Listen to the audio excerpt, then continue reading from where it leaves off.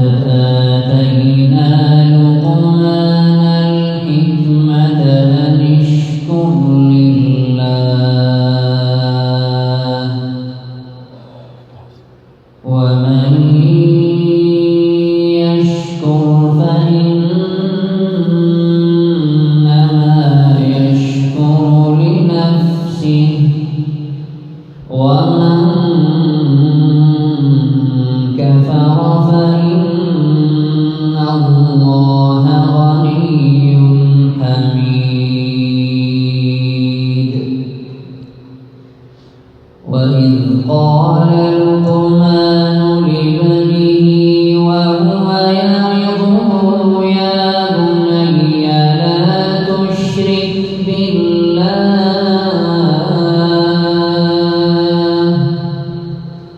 إن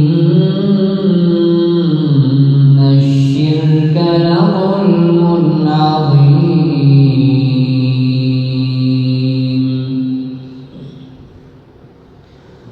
ووصينا الإنسان بوالديه حملته أمه وهنا على وهن وفصاله في عامين أن اشكر لي ولوالديك إلي المصير وإن جاهداك على أن تشرك بي ما ليس لك به علم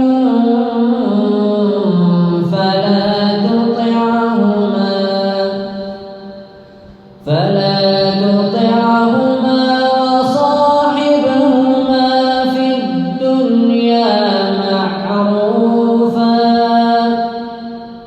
واتبع سبيل من أناب إلي ثم إلي مرجعكم فأنبئكم بما كنتم تعملون يا بني إنها إن تك مثقال حبة من خردل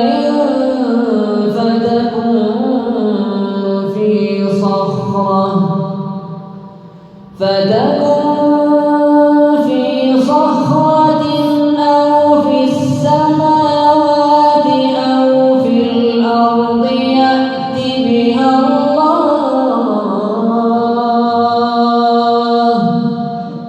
إن الله لطيف خبير يا بني أقم الصلاة وأمر بالمعروف وانه عن المنكر واصبر على ما أصابك إن ذلك من عزم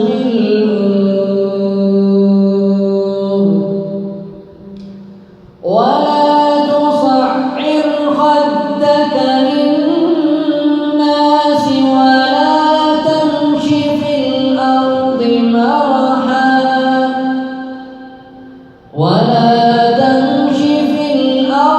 مرحا إن الله لا يحب كل مختال فخور